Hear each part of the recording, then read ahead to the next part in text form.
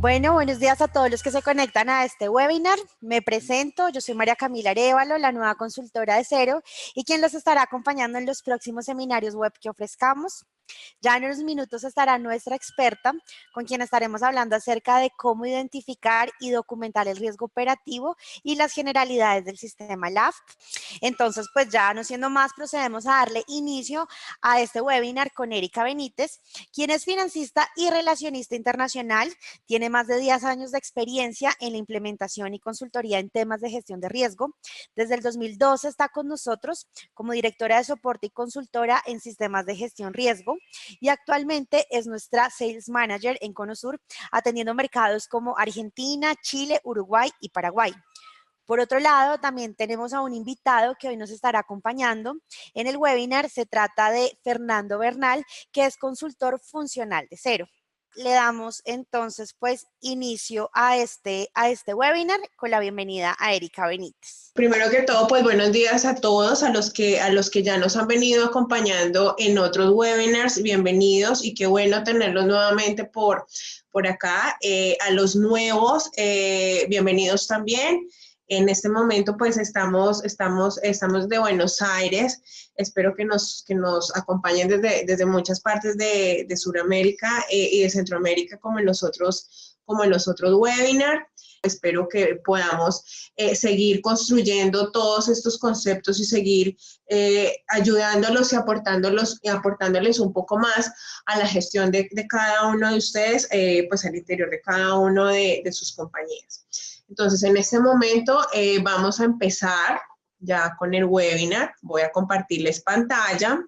Entonces, el tema de hoy es cómo identificar y documentar riesgo operativo y generalidades del sistema LAFT. Con respecto al riesgo operativo, vamos a presentar un video en el cual nosotros vamos a ver cómo documentamos un riesgo ya desde una aplicación. La aplicación que vamos a utilizar pues es obviamente la nuestra, y con respecto a riesgo de lavado, sí vamos a tener algunas generalidades, no vamos a ahondar mucho en el tema, y más adelante también vamos a ver un video con respecto al riesgo de lavado de activos como tal. El objetivo de hoy pues es brindar a ustedes una guía práctica y sencilla sobre las generalidades de los sistemas y sobre cómo vamos a documentar un riesgo como tal. Siempre digo que lo que nosotros decimos acá o lo que nosotros hemos venido tratando en estos webinars no es la última palabra, no es que así lo tengan que hacer. Recordemos que el sistema de gestión de riesgos es un sistema que siempre se va a adaptar de acuerdo a nuestra empresa, de acuerdo a nuestras necesidades. Es algo totalmente adaptable. Entonces, lo que hagamos acá no es ley absoluta, no es la última palabra. Lo importante es que tengamos una metodología y que la desarrollemos. Eso es lo que importa. Bueno, la agenda de hoy, como les habíamos comentado, como le había comentado inicialmente, vamos a tener la parte de riesgo operativo, un esquema muy sencillo, y luego le vamos a dar paso a nuestro compañero Fernando Bernal, que se encuentra en Bogotá. Él nos va a hacer la explicación de cómo documentar un riesgo operativo directamente en la aplicación, y luego venimos con todo lo que es el riesgo de lavado de activos y financiación del terrorismo, con las generalidades de sistemas, algunos conceptos, no voy a ahondar mucho. Después vamos a definir cuáles son los procesos que tenemos que tener en cuenta para un sistema de riesgos LAFT, y después vamos a ver el video y finalizamos con definición, variables de segmentación, clientes, productos, jurisdicciones y canales. ¿Listo? Entonces, con respecto a la identificación de riesgos, como todos ya sabemos, los riesgos es la posibilidad de incurrir en pérdidas por definiciones o fallas o inadecuaciones, ya sea por los factores de riesgo que es recurso humano, procesos, tecnología, infraestructura, o por la ocurrencia de acontecimientos externos. ¿Listo? Esa es la definición de riesgos, eso ya todos lo manejamos. Con respecto a la gestión del riesgo operativo, les quise y les traje como un esquema de cómo lo hacemos en la práctica.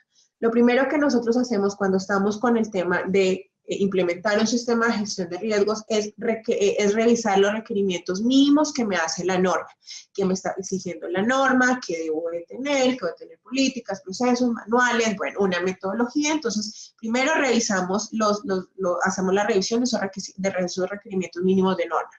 Después hacemos una definición, aprobación y difusión de de la metodología que nosotros vamos a aplicar, de la metodología que nosotros vamos a adoptar y después vamos a aplicar, de acuerdo al tamaño de la empresa, de acuerdo a los productos, de acuerdo a los objetivos estratégicos y de acuerdo a las normas.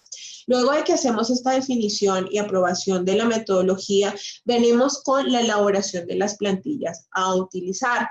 Cómo vamos a medir, cuáles son nuestros criterios de medición, qué otros conceptos adicional al riesgo. Recordemos que hay conceptos adicional al riesgo que vamos a manejar, como son causas, consecuencias. Entonces tenemos que definir esas plantillas que vamos a utilizar.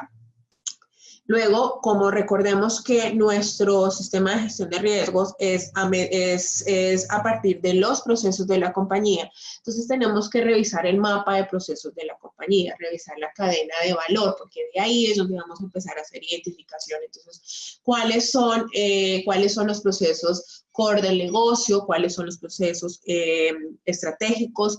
¿O cuáles son los procesos de apoyo? Hay empresas que a veces dicen, no, nosotros no vamos a hacer la identificación por proceso, sino por producto. Bueno, igual esos productos tienen unos procesos. También nos encontramos con que decimos, no, vamos a hacer la identificación de riesgos mediante procesos estratégicos o objetivos estratégicos, pero bueno, entonces ahí es donde nosotros definimos y empezamos a mirar eso. Luego de definir y revisar el mapa de procesos, venimos a definir junto con el dueño del proceso, porque recordemos que nosotros somos unas personas que articulamos, pero no somos los que definimos los riesgos, no somos los que nos vamos a documentar los riesgos solos. Para eso tenemos que sentarnos con el dueño del proceso o la persona que va a hacer la identificación. Obviamente, pues la persona que va a hacer la identificación de los riesgos de ese proceso o de ese producto o de ese objetivo estratégico son personas que saben muy bien el desarrollo de ese proceso.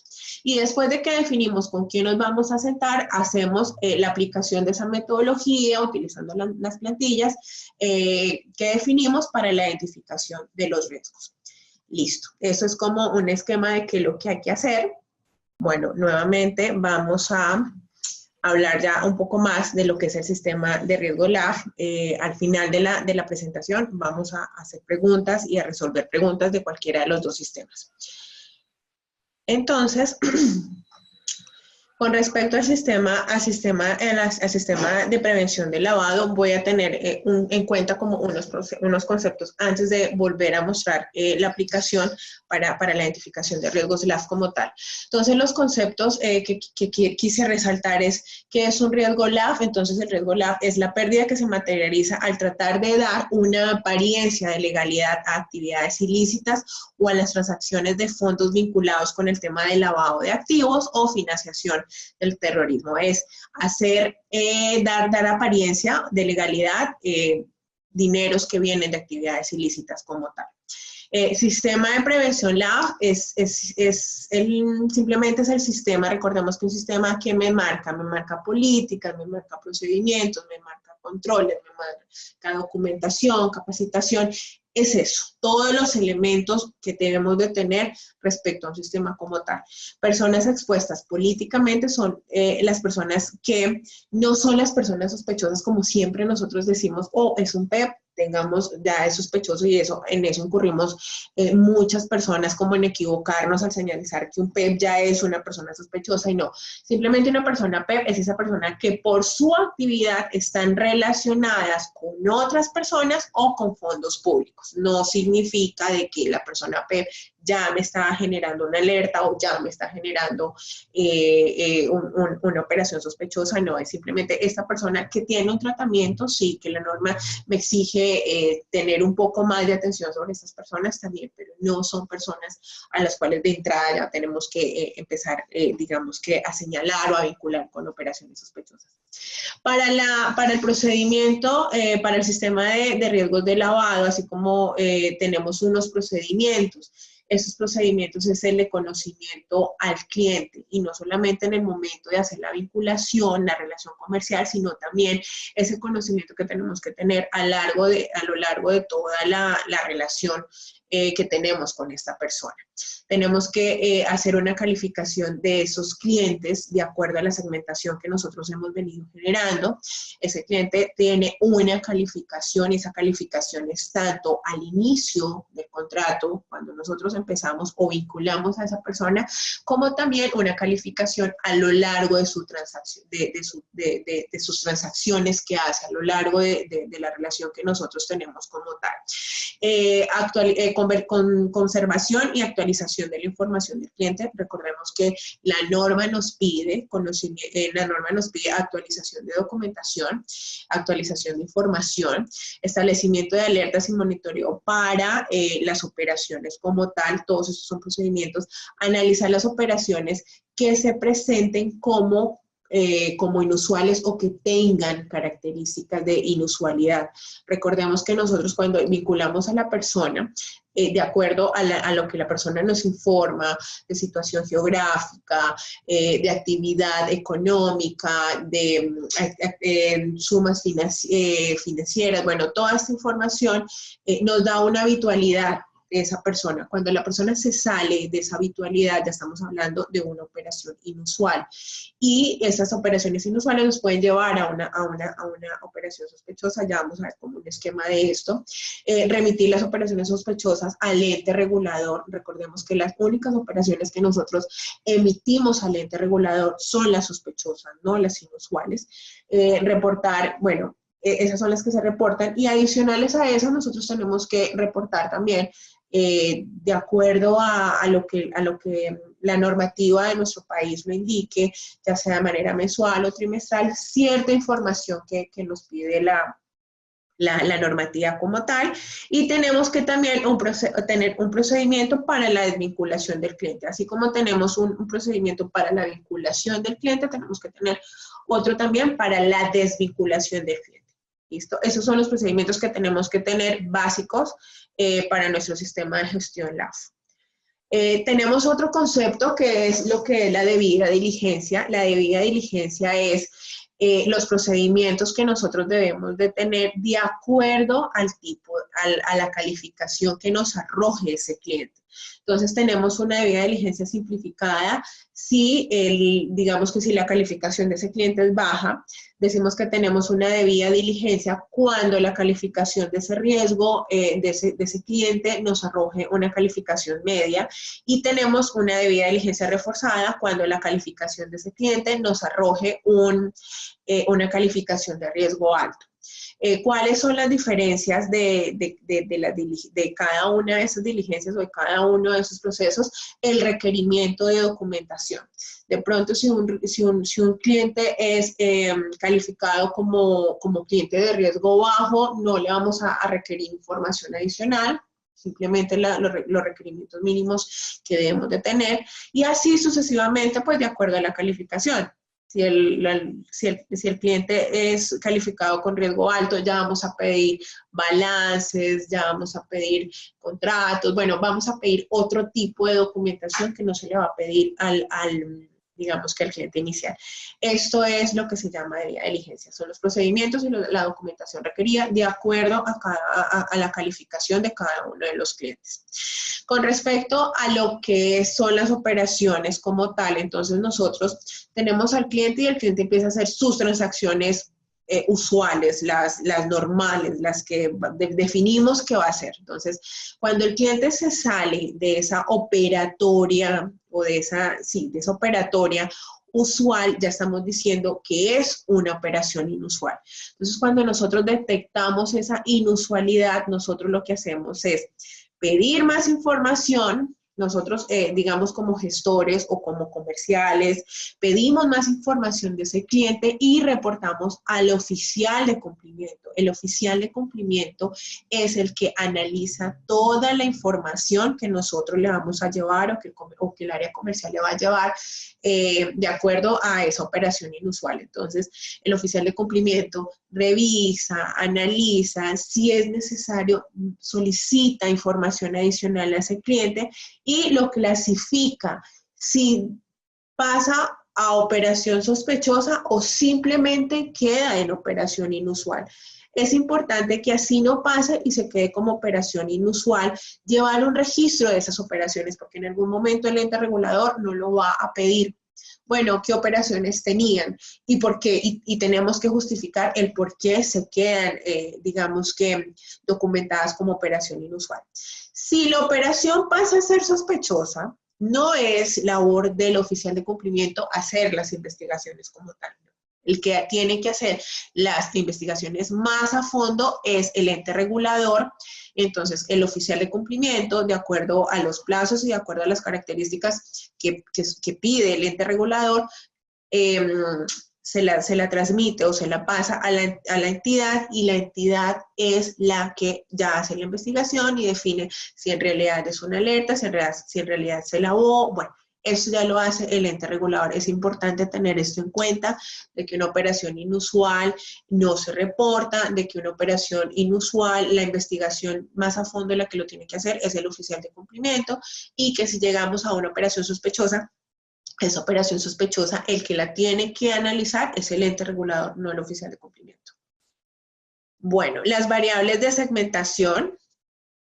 Así como nosotros tenemos para el riesgo operativo digamos que unos factores de riesgo, acá tenemos como unas variables de segmentación. Esas variables de segmentación son 4. Son cliente, productos y servicios, canales de distribución y zona geográfica. El cliente es la persona humana o jurídica con la que nosotros establecemos de manera ocasional o permanente una relación contractual. Hablando de relación contractual, un carácter financiero, económico, comercial. Entonces, de la persona, si estamos hablando de bancos, es la persona que va al banco y abre un producto, ya sea una cuenta de ahorros, una cuenta corriente, una tarjeta de crédito. Bueno, este es el cliente, digamos, si estamos hablando de sector seguros, es la persona que viene y genera una póliza con nosotros. Ese es el cliente, persona no solamente humana, sino también jurídica, no solamente física, sino también jurídica. Los productos y servicios es lo que nosotros ofrecemos durante esa relación comercial o financiera o económica, o ese contrato que nosotros tenemos. ¿Qué estamos ofreciendo? Una cuenta de ahorros, un seguro, una tarjeta de crédito. Ese es el producto como tal. Los canales de distribución son los diferentes modelos en la cual nosotros distribuimos u operamos esos productos. Puede ser el internet, puede ser mediante dispositivos móviles, puede ser mediante la telefonía, puede ser con cajeros electrónicos, conexión remota. Bueno, estos son los canales de distribución que ahora, pues con tanta tecnología, cada vez son más ágiles y tenemos más inmediatez. ¿Listo?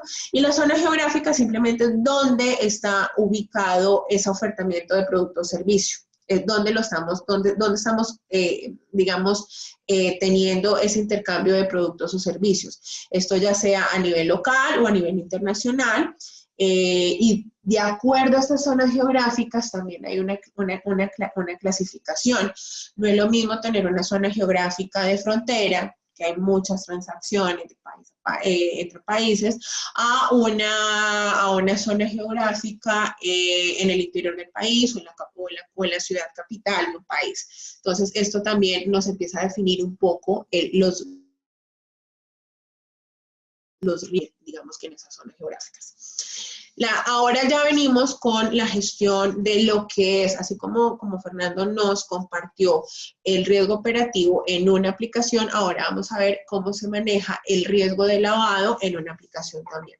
Entonces vamos a dar paso a Fernando. Fernando nos va a hacer la explicación. Bueno, entonces como comentaba Erika, dentro del aplicativo pues también contamos con un módulo para todo lo que tiene que ver con la identificación de un riesgo de lavado de activos. Este módulo está totalmente independiente al módulo de riesgos operativos.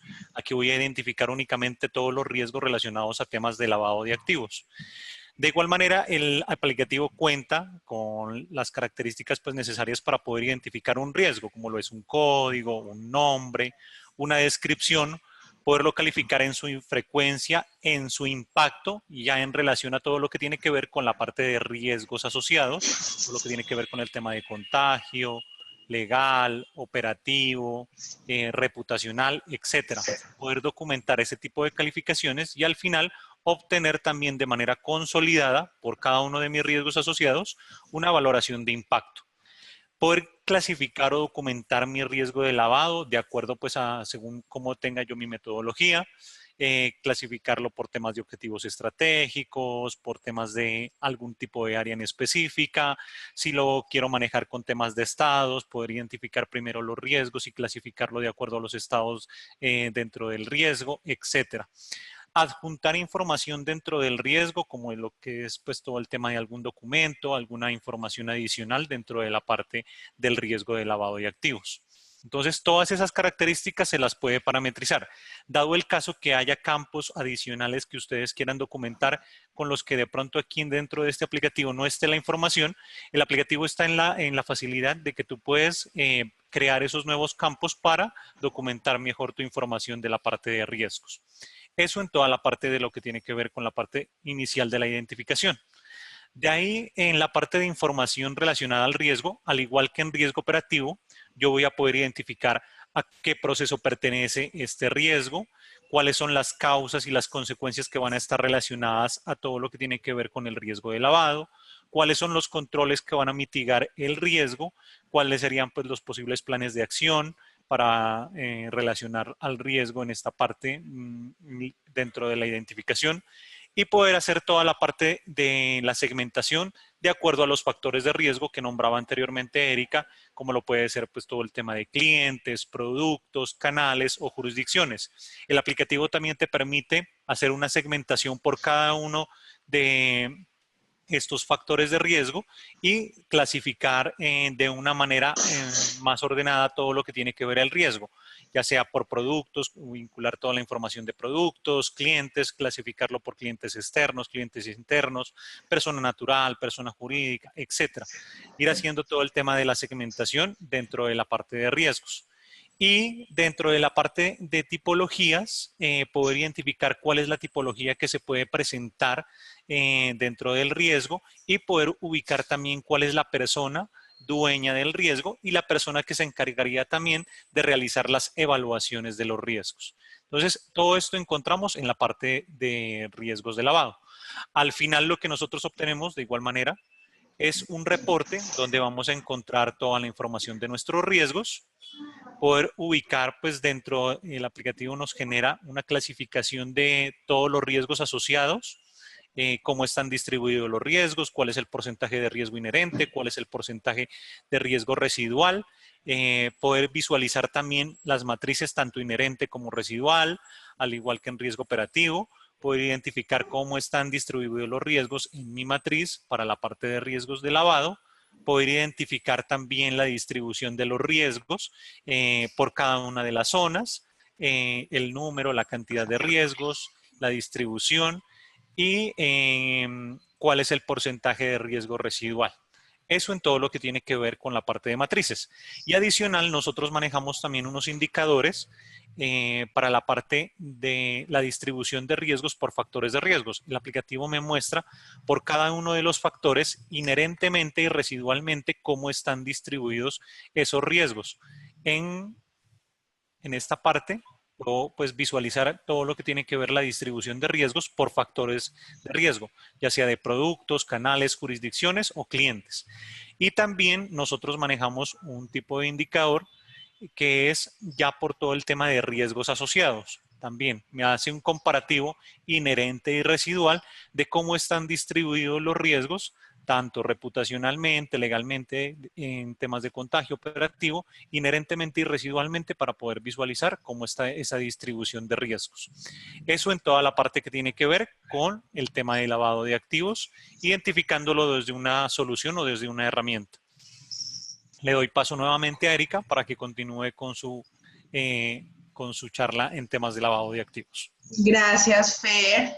Bueno, muchas gracias, Fer, por la presentación. Súper claro, súper sencillo. Bueno, y espero que a las personas también les parezca claro y sencillo. Bueno, vamos a continuar. Ya les voy a compartir pantalla nuevamente. Ya son los últimos temas cortitos. Y continuamos en la misma línea de cómo, digamos, de cómo lo manejamos desde cero, desde una aplicación para la gestión de riesgos. Lo primero que tenemos que tener en cuenta es que Cero se integra con el core del negocio de cada una de las empresas. ¿Esto para qué? Porque de ahí podemos obtener toda la información de los clientes y los productos con el fin de poderlos llegar a segmentar.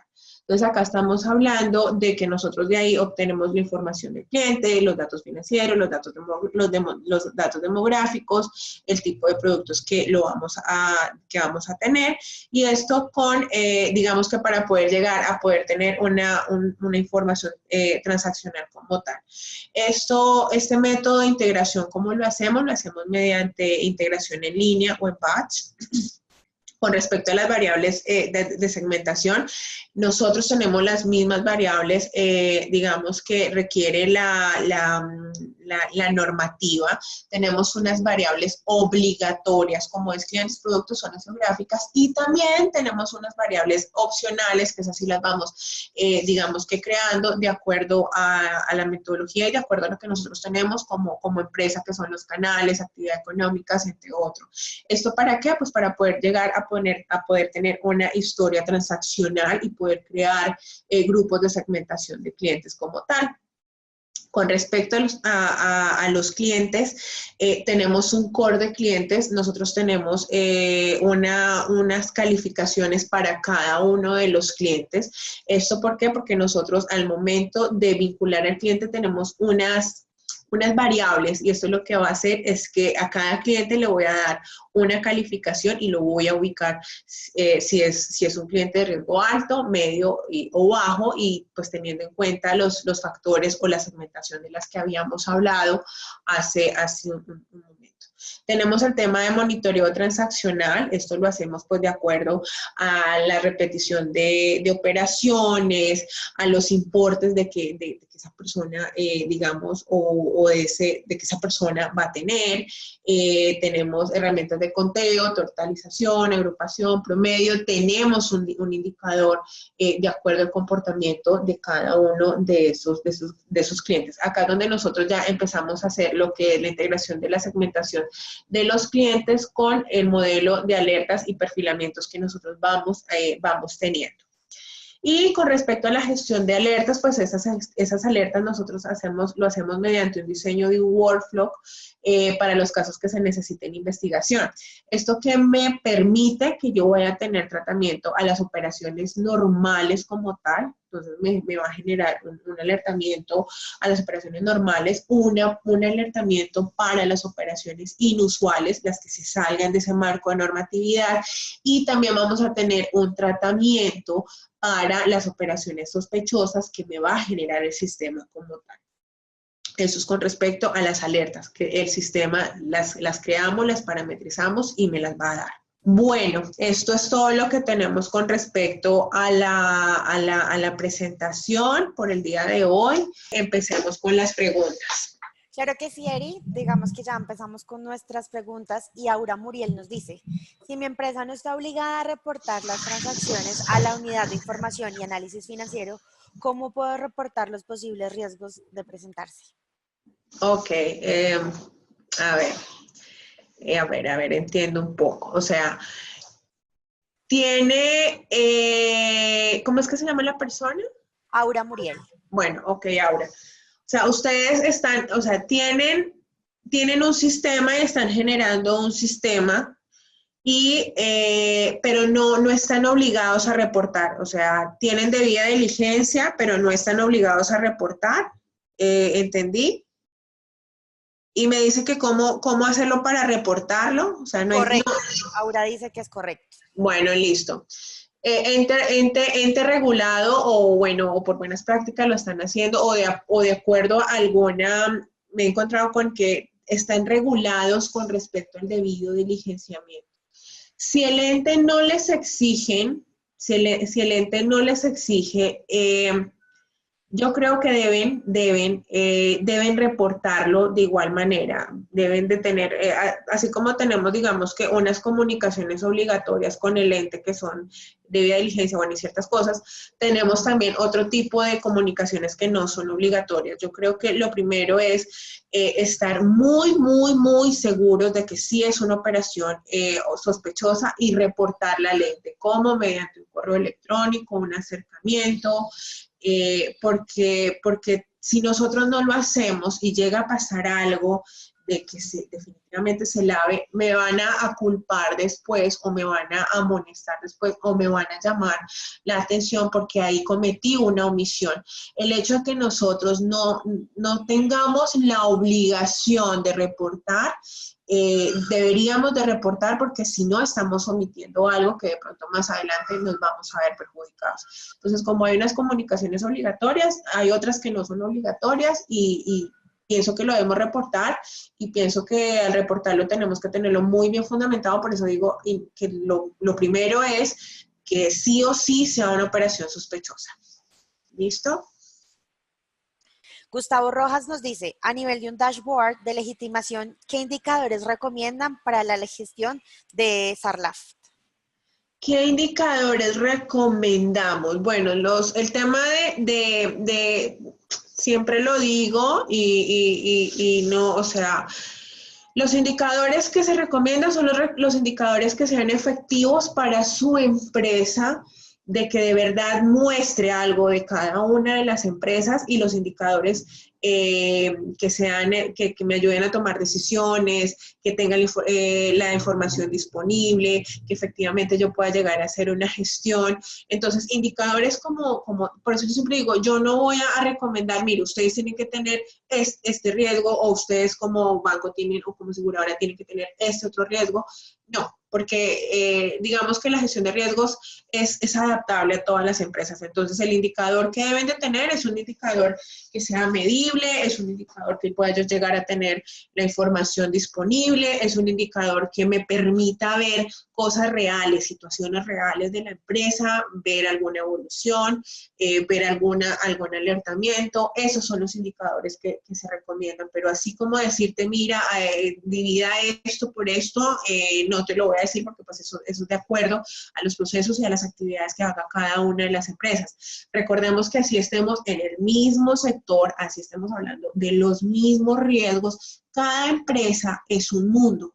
Cada empresa maneja su información, así hagamos los mismos procesos, así hagamos los mismos controles, así seamos banco, cada empresa es un mundo distinto. Entonces, no te puedo decir, mira, en el banco tal o en la empresa tal, tienen esos indicadores, manéjenlos. No, eso es de acuerdo a cada una de las empresas, muy personal de cada una de las empresas. Samantha Perla nos dice, por favor, ¿nos puedes dar un ejemplo de cómo redactar un riesgo LAF? ¿Cómo redactar un riesgo LAF? Bueno, eso fue una presentación que nosotros hicimos anteriormente.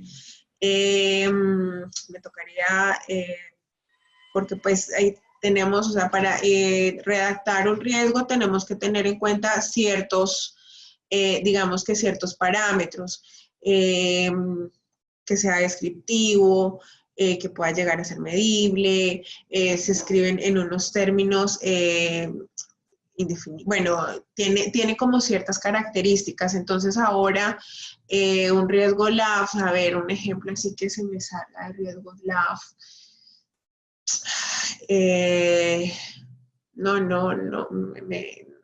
A ver, un riesgo LAF. Por ejemplo,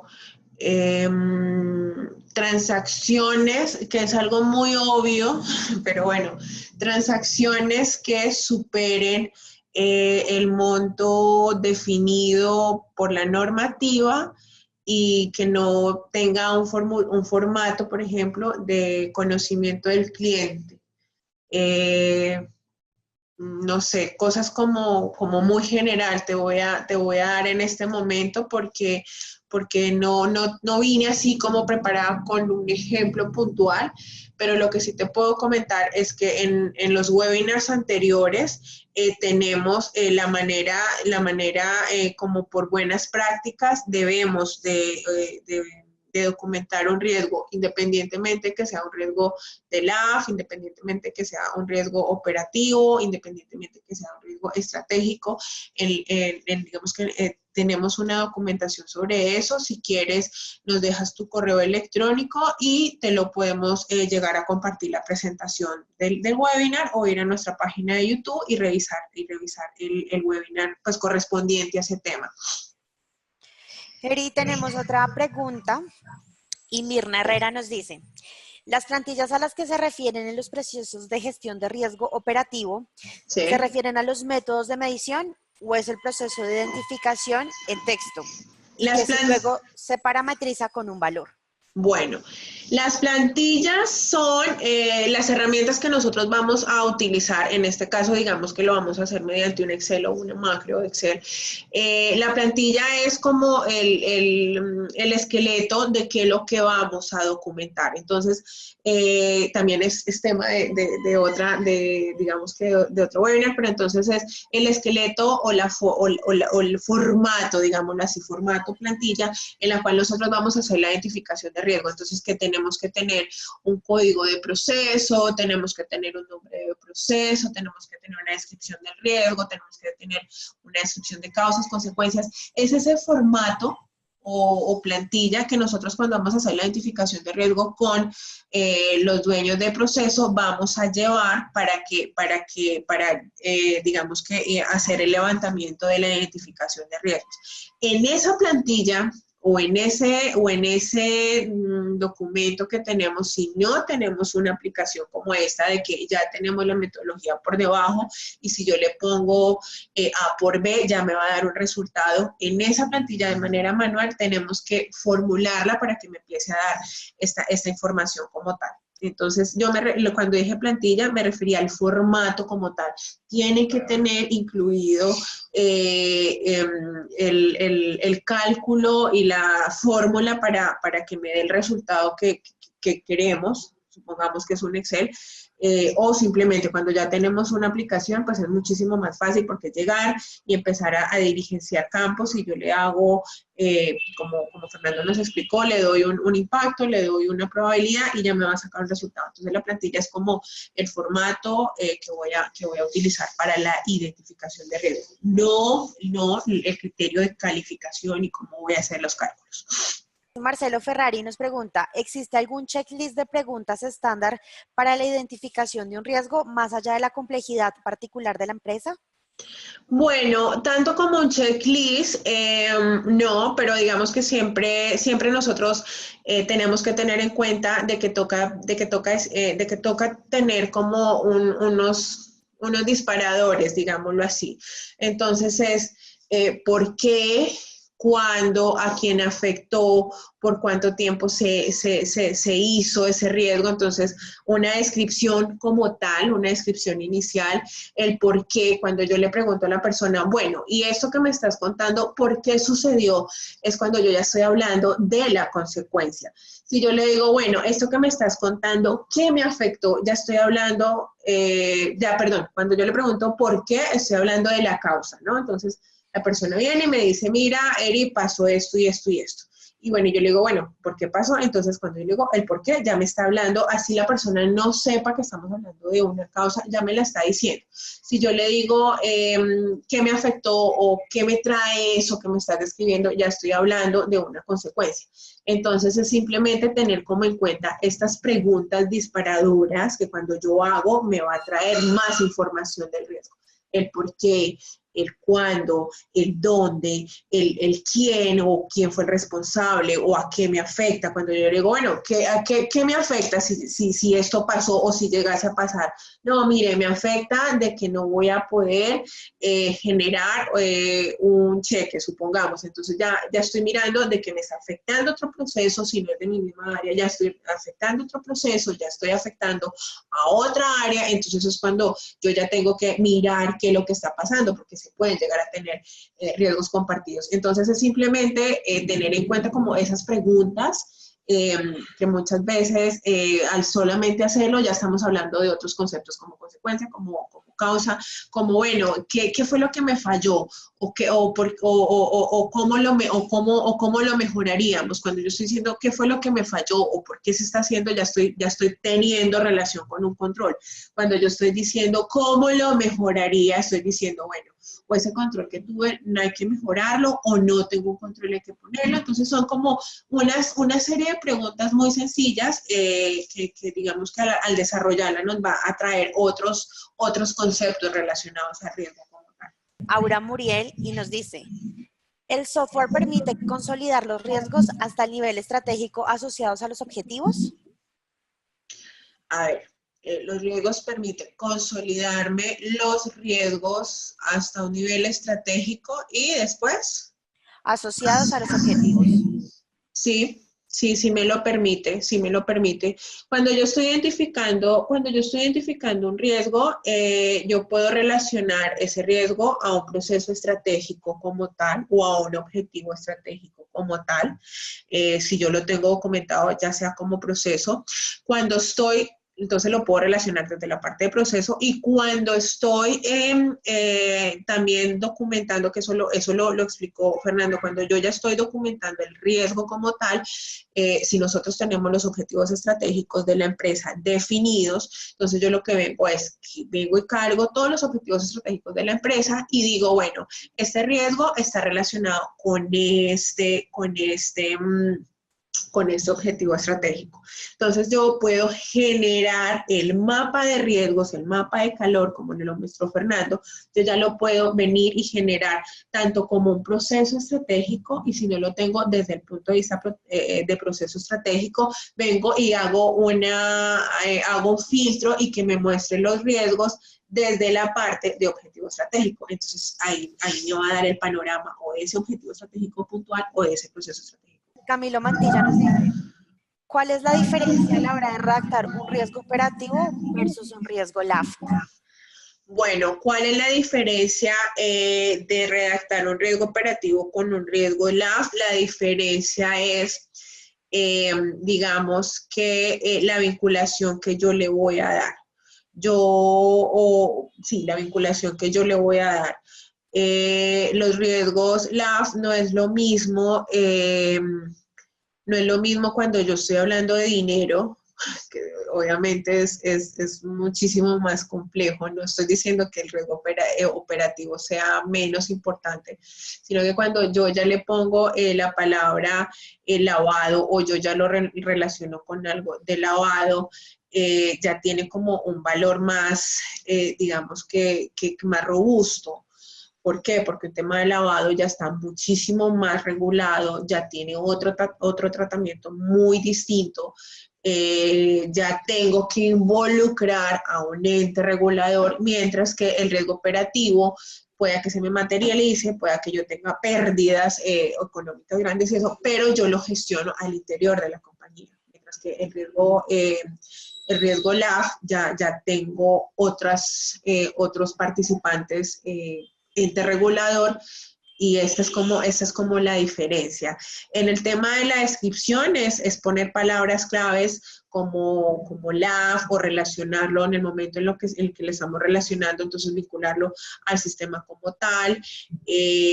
Digamos que esa es la diferencia, ¿no? La diferencia es que la persona que lo esté redactando, la persona que lo esté documentando, sepa lo importante de que o el peso que tiene un riesgo LAF contra un riesgo normal, digámoslo así. Entonces, en la descripción, por algún lado, en algún momento, tengo que mencionar que hace parte del riesgo LAF o que estoy generalizando algún delito. Entonces, en la descripción tenemos que poner como palabras claves para poderlo identificar. Y pues el tratamiento es totalmente distinto, es de más envergadura como tal. Eri, muchísimas gracias con las respuestas. Pues por último, les queremos dar las gracias por acompañarnos, a ti, Eri, por esta valiosa información que nos brindaste, a Fernando también, muchísimas gracias por su intervención, a todas las personas que nos acompañaron y queremos invitarlos a que ingresen a riesgocero.com, que conozcan las soluciones que ofrecemos y vean el historial de webinars que hemos realizado, al igual que nuestros ebooks que pueden descargar completamente gratis y los blogs. Nosotros nos vemos en una próxima oportunidad y muchísimas gracias por acompañarnos.